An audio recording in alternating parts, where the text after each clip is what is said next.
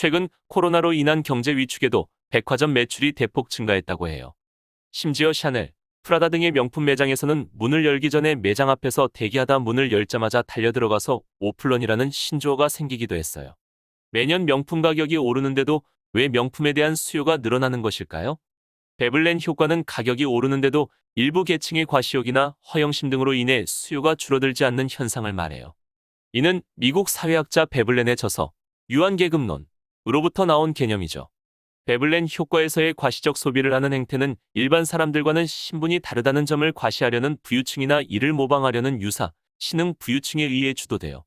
이때 부유층은 자신이 일반 사람과는 다르다는 점을 과시해야 하기에 저렴한 가격의 상품은 기피되고 오히려 고가의 상품에 대한 수요가 증가하죠.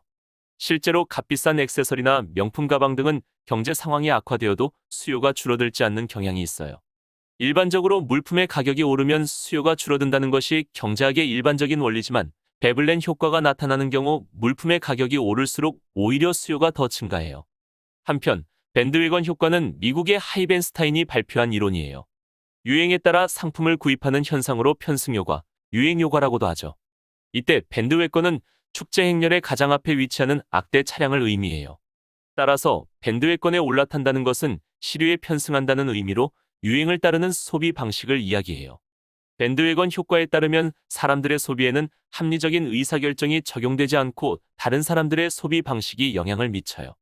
밴드웨건 효과의 대표적인 사례로는 홈쇼핑 광고 등에서 A 상품은 품절입니다.